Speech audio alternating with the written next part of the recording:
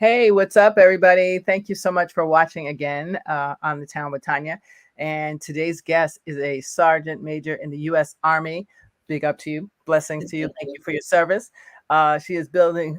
She is a building leadership professional trainer and the author of "Through Her Words, I Live." She told her grandmother that she wanted to write a book, and after a series of life events, including domestic violence, homelessness, she has written her book. She is inspired and encouraged to help others. Please welcome Jessica Waller. Hey, Hi. how are you? Hello. How are you? Finally get to meet you. I know. A long time coming. Thank you so much Yes. for having me today. Oh, thank you so much for being our guest. I really appreciate you and all that you do, and thank you for your service too as well. I know you get that all the time, right? Yes, and I don't So, take it for granted. I definitely appreciate it. okay, good. Because I was like, I wonder if soldiers be like, when you stop. Not at all. Not at Good, all. good, because it's big. So appreciate you. So the book. Now I'm trying to think where to go first. So you were inspired to write it because your grandma. So tell us Mhm. first, how that came about. You staying with your grandma first. How about that? So Oh, okay. start. I'm originally from New York. Mhm. My grandmother, I've lived with my grandmother since the age of 7, and I ended up going to live with her because my mom got really sick about that time. She was diagnosed with HIV/AIDS, and Okay. the progression for her was really fast. This was and she passed in 1989, so she Oh. probably was diagnosed around 1985 or so. So Mhm. at 1987, when things had got really bad, it started to affect her brain, started to affect everything. And my Okay. grandmother stepped in. And I just remember her coming to the house one day telling us, "Hey, get your stuff and come downstairs." We came downstairs, and I didn't realize that would be the beginning of my journey of living with my grandmother. Oh, wow. Well, see, you're so blessed to have a grandmother stepped up. I mean, nobody stepped up in my case and was like, I'm Yeah, gonna do this. You yeah. know, that makes a big, I think it makes, I mean, I understand it's still, you still feel no matter what the cause is, I think you still feel that not abandonment, because it's not quite abandonment when your parent dies or gets sick, but that loss. Yeah. I think it definitely made a huge difference going with a family member. There are a lot of people who take children in the system, but not everyone has pure, genuine interest. Or, Exactly. some people are really just about a financial gain. They're really it's just about the money. So when you have a family member that genuinely loves you, grandmother, they Oh, they kind of what? It's more they than mama and daddy. right. Even when I had my kids with my grandmother, she was still around, and she was like, "Those are not your kids; those are my kids." So a grandmom, they step in and think they're really the mom. So I it was love definitely great you. having my grandmother. I think I realized the value of that relationship even more so when she passed. Right. That for me, it was just as you get older and you start to reflect and now feeling the blunt of really not having that person, Right. you know, um, your parents, your grandparents, they're like your number one cheerleaders. They're gonna tell you when you're wrong, but Mhm. just having someone that has that same concern or interest. If I'm worried and I call my grandma, she gonna pray for me, but she's worried too. Yes. Anything that was a celebration or something good for me, it was like her celebration. She's telling her neighbors and telling her friends. Right. So when they're gone, when I'm going through stuff, I definitely feel that the most. Well, I know your grandma was very proud of you because you done did everything you told her you were going to do. So, Thank you. even though I want to go back because I think this is a great learning experience for anybody in a relationship. The domestic violence piece, even the homeless piece, they're all little nuggets, Oh and yeah. having a grandma, and bringing this book together, you was able to bring it all together so that none of it was in vain. Right, right. That's the brilliance of this whole thing, is that somebody's life will be saved or changed because look, if this person went through it and has such a great Mhm, attitude and a beautiful smile and still like, yeah, we're gonna live our best life attitude, mhm. I can do this. Some woman sitting at home thinking, I can't do this. Yeah, you can do it. You can do it. Yeah. What Um, what but led to that? What led to that part of your revelation? Like, I know you said you were very young. I think I want to say you were 19 when you got in the relationship. And 18, yep. right. 18 yeah, no, well, yeah, 18. Yeah. Take us to that a little bit. And that's, again, not to rehash, but for people who, I mean, I know so many people literally caught in the matrix right now as we speak. Right, right. I think the beauty of it is that in a sense, when you get to this place in your life, you can look back and tell your story. Um, Mm, I know at my church, a lot of times they say you share your wounds up and your scars down. mm, Wounds is something that's still open and you're still healing from and it's still hurt. And if I tell you, I get very emotional. Your scars is something it's healing there. right. I think my book was my way of sharing my scars and in a way that it would be beneficial to others and not this angry place or upset place or emotional. There were times when I was writing and I was like, wow, it was writing a story and I'm looking at it like I went through that and I was so far removed from it Right. because of the healing. But Mm, it was a process and just looking back on a journey because I was so young and this was right. like my first kind of I'm grown in a Right. relationship. And I remember my grandmother saying, she tried to warn me. And then before I knew it, I was knee deep or neck deep in this relationship. It kind of moved pretty fast. I was pregnant with my son, Right. and my grandmother was like, "Well, you're a woman now. You decide you want to have a baby. You can no longer live here." So I Mm, moved out and went into my own place. I was literally renting a room, which is a thing in New York City. right. Right. I was renting a room, and then my son's father moved in with me, and I was already 4 months pregnant when the abuse first started. Uh, And I was afraid to tell anyone what I was going through. I was scared of him, mhm, scared of the disappointment already because it's now like, okay, now you're pregnant right. and now I'm in this relationship and now I'm with someone who's also abusive. So I tried to hide a lot of it. A lot of people that knew me at that time didn't even realize, or so I felt like they didn't realize what I was going through or the extent. Maybe like, oh, he's a little controlling, but not to the fact that, here I am pregnant and he's threatening to abort the baby and he's threatening, just very physically abusive. I don't ever remember being, to this day, being that scared in Mm, my life as I was at that time. right. And when you're young, you ignore some of the signs. Of course. And that's what I was going to ask you. Give us a couple of signs so that women watching now can say, "Oh, I got that one. Oops, that's the one, and that's one." The I telephone. think it would be the isolation piece a little bit, trying to well, why do you need to go out with your friends? Why are you going there? Or just Mhm. I would be somewhere with my best friend and him popping up. Oh And I'm no. thinking, oh, right, right. At the time, now I'd be like, no. Yeah. But at the time I was thinking, oh, he just really loves me. He just really Right. cares about me, Checking out me. And it just started with little things like that. Like I would be coming home from work and he would be right there at the train station or Oh, right there at my job. And not all the time a person has negative intent, but it was a little bit of controlling. And even I remember the first time where it got really, really bad was he had went and read my journal.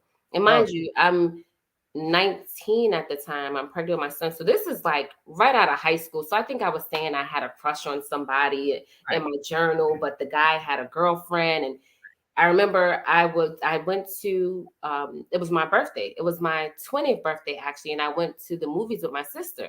So Mhm. I called home and I'm like, "Hey, what do you want to eat?" And he was like, "Don't ask me what I want to eat, B."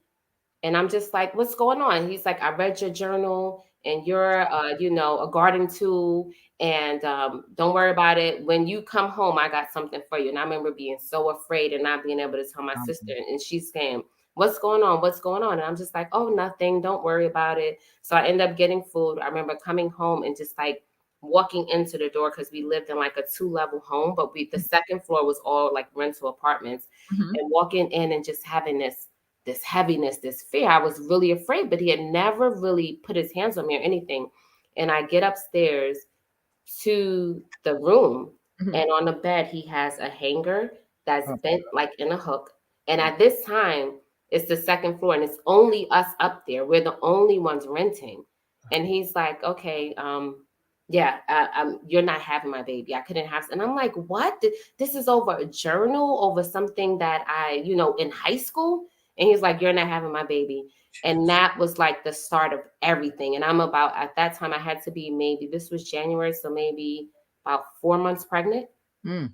And Oh, that that's was so just where, terrifying. oh, I was afraid. And I remember like kind of fighting and trying to run from him and him kind of dragging me through the hallway. And finally, I just gave up. And I was just like, If Right. that, go ahead and do what you're gonna do. And then he was like, I'm not gonna do anything to you, B. Right. It was Get like, up and go take a shower. And that, I mean, mhm, mhm, if you could imagine, so things started off kind of rough with what I experienced with my mother, and her passing, and there was some drug use.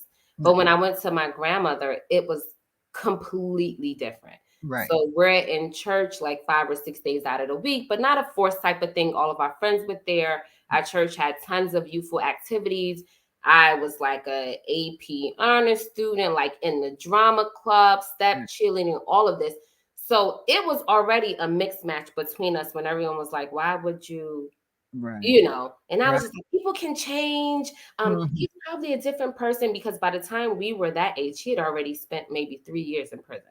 Right. So So, that for me should have been a disqualifier. But I was just like, well, people can change and there's hope for him. And so for me, this was like, how did I get here? You know, the little bit of dating or guys that I talked to in high school was nothing mm, compared to this. And everything just went so fast. And here I am pregnant with my son. So it was just, it was a lot. It was a lot.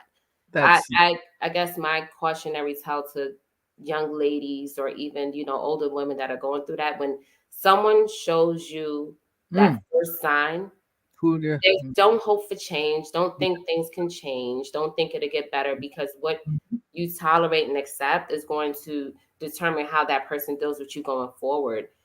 So Yes. even now, if I talk to someone, what I learned from that, I immediately, if there's a sign of disrespect or there's that argument where you're getting called out of your name, the moment you decide to accept it, that now becomes the norm for your relationship. So every time you argue, it's going to be a B word.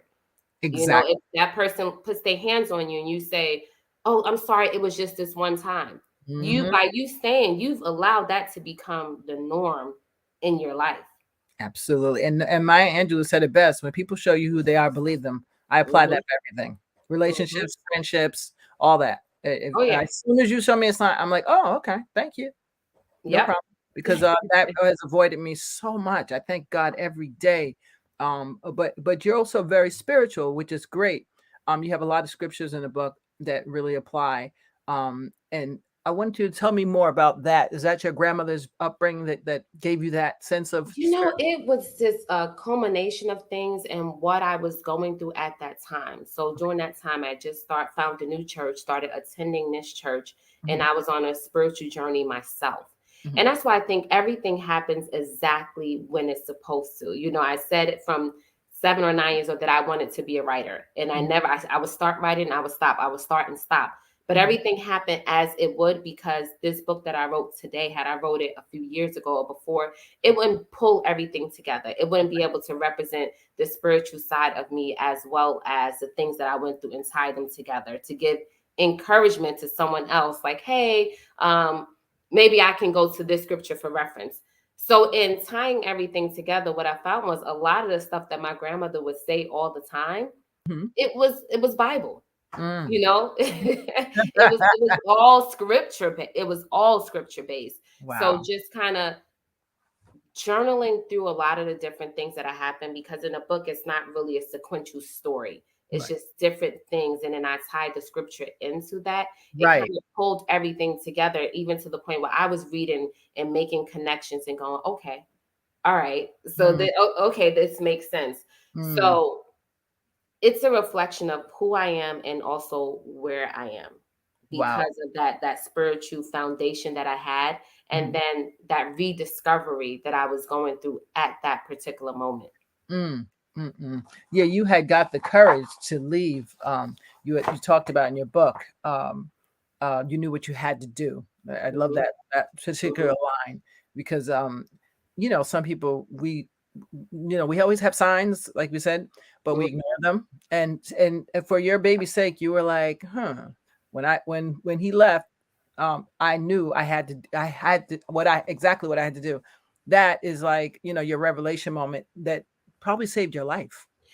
You know. Yes, yes, and it's something, I don't know. Well, I know you know because you're a mom as well. It's Mhm. something about bringing a child into this world that's Mm, like no other love.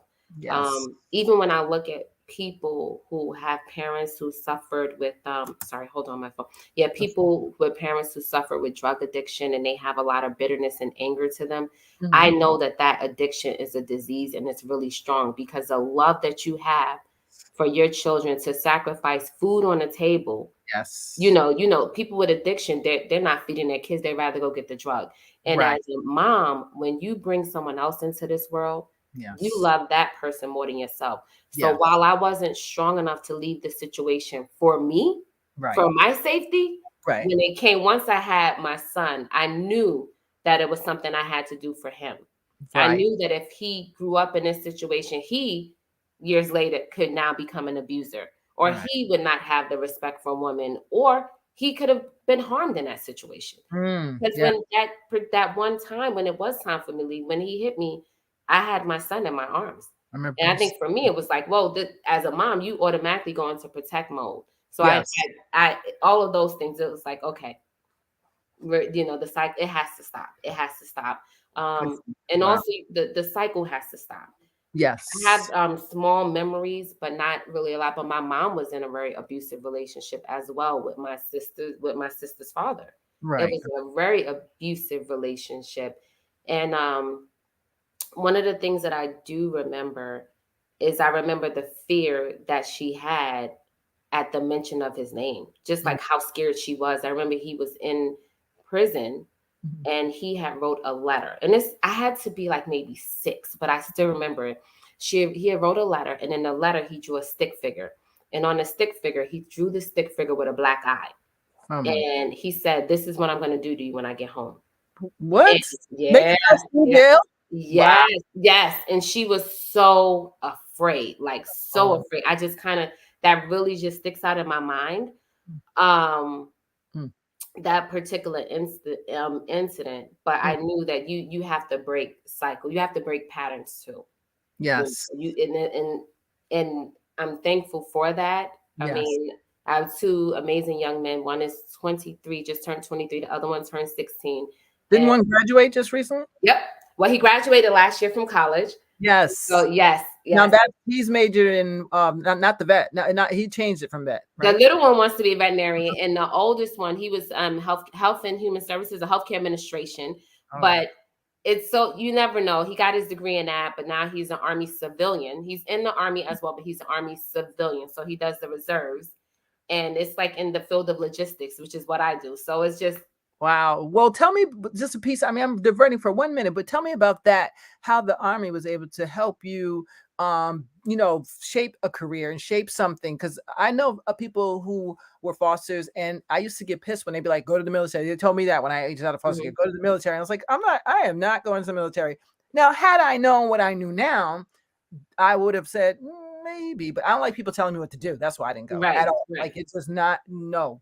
And I had been told what to do all my life as a foster kid from 5 to 18. So that was Mhm. probably You're why. like now, But my friend and you and a couple of other people are great examples of how you can utilize the military for your benefit if you don't have something to fall back on. so, even with me joining the military, it was never an idea, an option. When I was in high school, I wasn't like on your track team. I was on more on stuff like step team, debate team, law team. Oh. So physical fitness was not a thing for me at all. What happened was I went into my senior year, and I don't know, maybe I lived in a bubble, but I went in, I did my college applications, and I went to my grandma and said, "Hey, grandma, these are the schools I'm applying for. How much money do I have in my college fund?" Mhm. And she looked at me and she was like, Mhm. "College fund? You don't you don't have a college fund." And I was like really shocked and devastated because I knew I wanted to go to school. That was something that I wanted to do.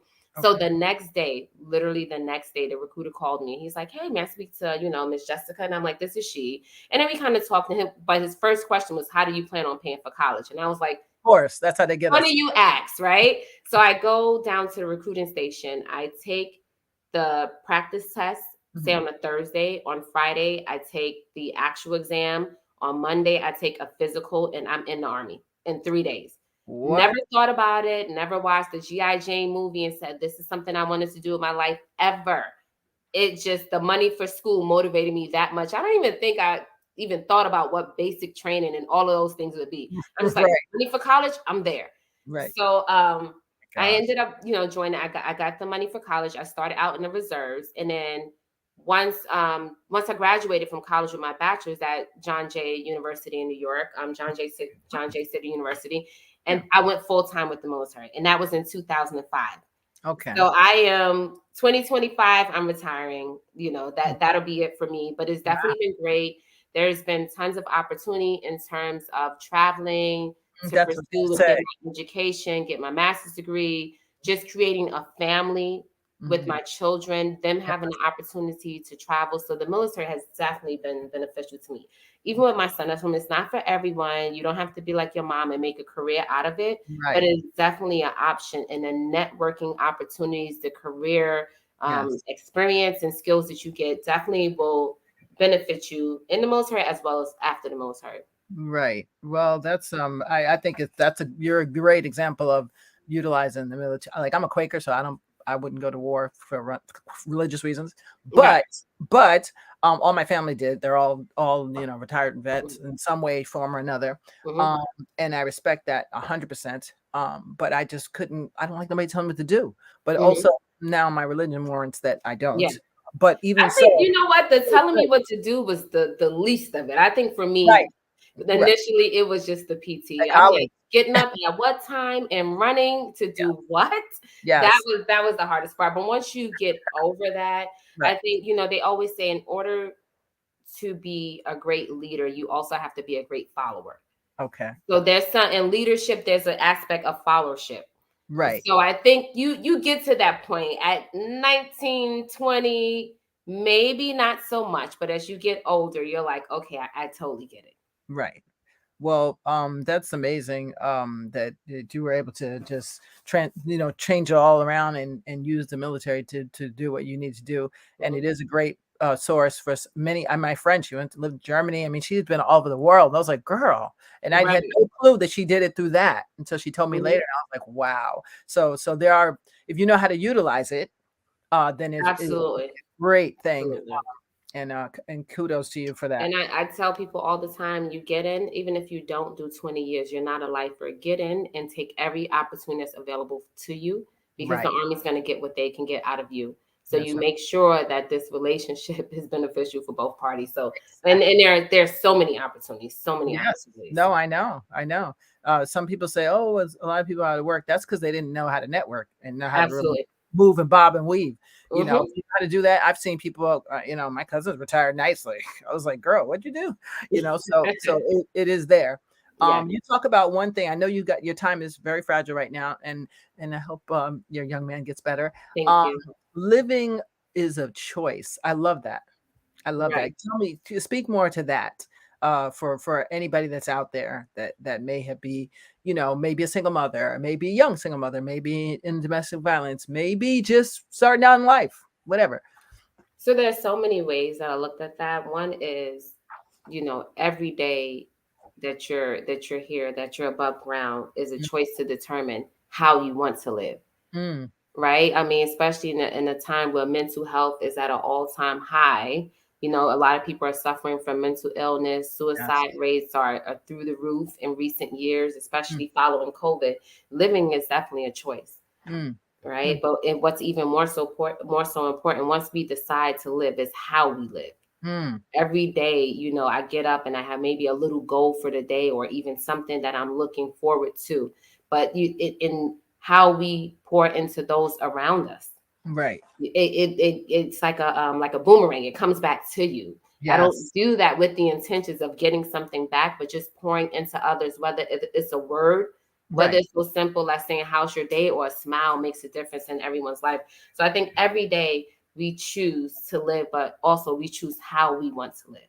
And Mm, that's always our choice and something that cannot be taken away from us. mm, mm, mm. That is a fact. Wow. What about you talk about baggage. And I love this because I always refer to when I used to work with clients, everything when you're dealing with trauma of any type, I would say put it in your Louis Vuitton suitcase, but you have to put it all out first, all out and look at what's out there and what you're going to be putting in it, assess it, put it in the right place, and then put it away. So when you talked about so now the bag is full of trauma, abuse, hurt, that part on page 12. Hmm. Uh, the wrong answer. I conditioned. Let me see. I was trying to go back, but I'm saying, Yeah. trying to go back. I conditioned myself to believe that conflict led to physical attacks. That's the alarm telling us. Just thank Okay. you so much for your time. No Yep. problem. I was not a punchback. Wait, no. Eventually, that relationship failed, and I moved on with my life, never unpacking that part. Absolutely. So I That think a lot trouble. of times we do that. And what I came to realize and just reflecting, a place of reflection in my life, Mhm, that I moved from situation to situation to mhm, situation and never taking that moment for yourself to sit back and assess. So I hate to keep, I always go to the military. A lot of times when we have any type of event, we always do an AAR afterwards. We say what happened, what was supposed to happen, what went well, what went bad. I right. think in our lives, we have to do the same thing when we close out chapters or move on from a situation. You have to sit back and assess, what part did I play? What Yes. went well? What are some things that I can take to the relationship? But a lot of times we take the negative, we take the trauma, we take all of those things with us. So even my first relationship after the abuse, the second relationship that I went into, I was the aggressor Right. because I refused to be anybody's punching bag. But that's not proper communication in any relationship. But because I didn't take a break, and Right. sometimes you can take a break, but if you don't do the work while you break Yeah. it, it Woof. doesn't matter. Say it again. Do It the work. doesn't matter. So I never did the work. So I Mm, went into the next relationship just as aggressive, right. saying, okay, I'm not gonna be anybody's punching bag. I already see where this is going, so I might as well pop off before you do. You know. Right. So I never got that. Yes, none of Um, us do. You're not the only one. I think a lot of us, even without even the DV part, without any of that part, people in general, we don't get it. I mean, we're starting to get it now because there's so many coaches and therapists online telling us information, bombarding us, which is great because of mental health stuff. But I don't think as human beings we got that part. That whether it's relationship, a bad relationship, whether it's your family, oh whether yeah, it's your job, wherever it is, friendships, yes. when you go through those things, you have to stop and assess.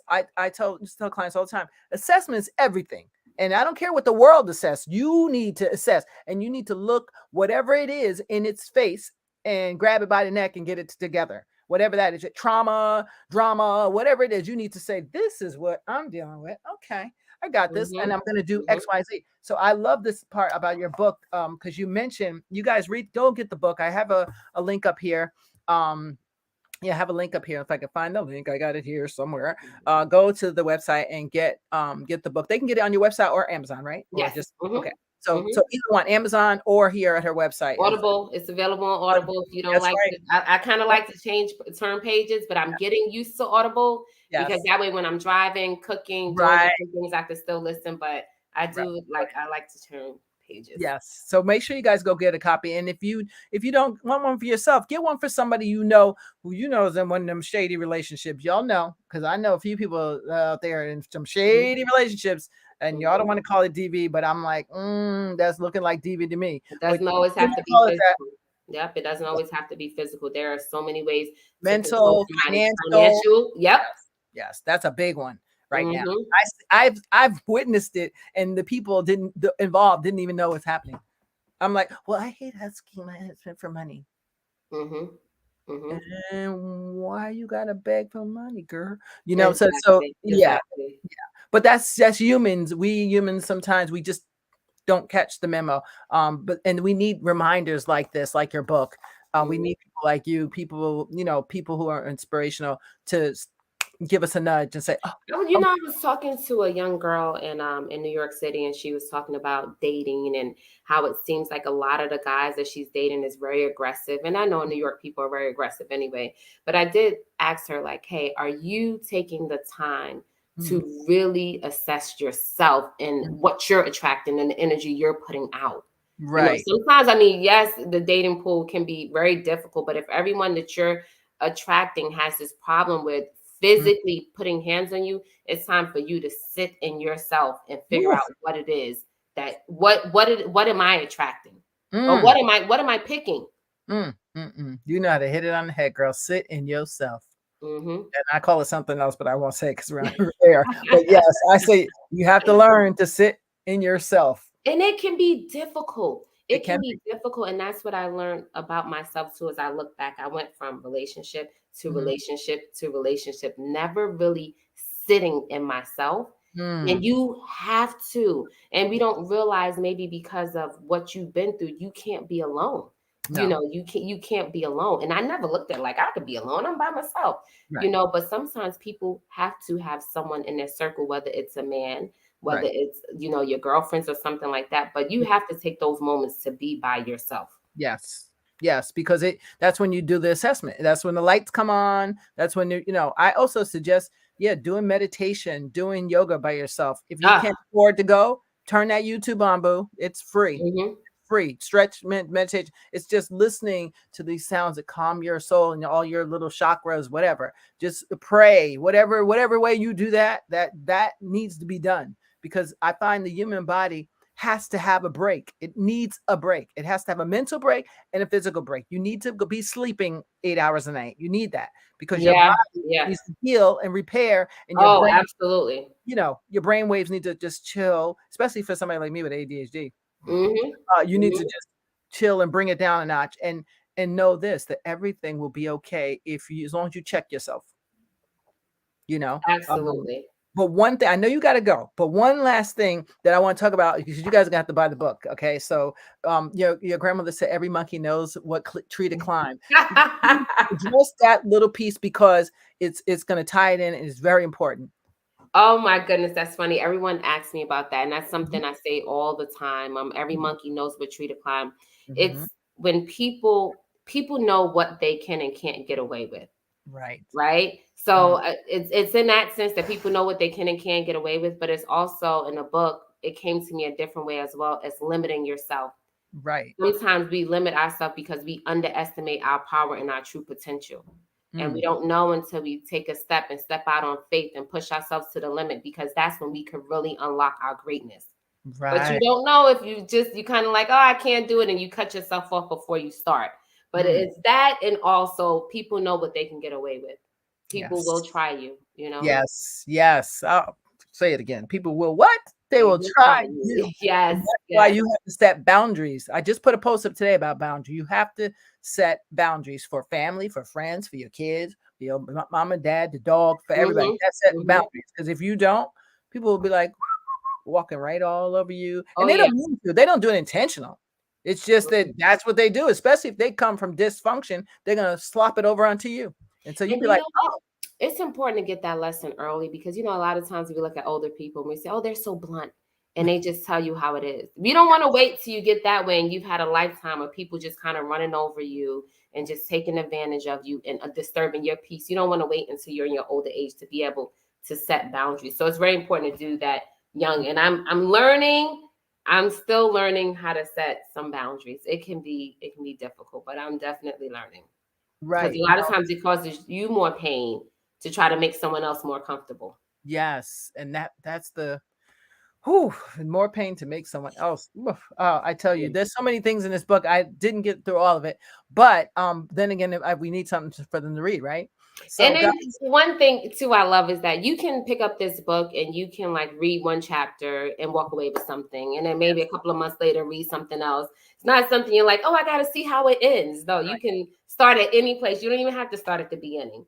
I And can you'll get something from that couple of pages. I can testify, and I do have to go give it a review because it's amazing. You did an Thank you. excellent job of helping others. Because that's really, at the end of the day, that's what it's all about.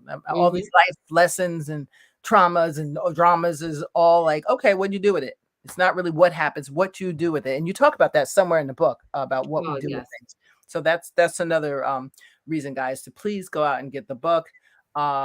I tell you, I promise you, you will learn something and you will be able to share something, because we all know somebody, whether we like to admit it or not, that's in a domestic violence situation, maybe near homelessness, maybe single mom, maybe in a marriage that's bad. This is Anxiety, why. anxiety, that was a real big one for me, and I didn't Yes. recognize it and really realize um, what it was. I kind of was feeling anxious and having Right. these moments, and even in situations that I'd always been in Right. and never thought anything about it. Now I'm having issues. Now I'm feeling uncomfortable. Maybe you can't see it on the outside, but Right. inside I'm Right. I'm going crazy. Yes. And Yes. And but you addressed it, and that's mhm, so That's so important. People don't realize, like, it's okay if you're feeling sad. It's okay if you have to cry. It's okay if you're getting anxiety. It's what are you doing about it? That's the Mhm. catch. And you said it, you hit the hammer on the head when you said, what is it? Addressing your, facing your fears, or I forgot how you worded it. Mhm.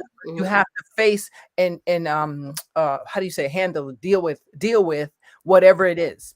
You know Yep. what I'm saying? That's really the key. We It's use not a lot what, of avoidance. We use a yeah. lot of avoidance, and then what happens is that it shows up later on as Mm, anxiety, as depression.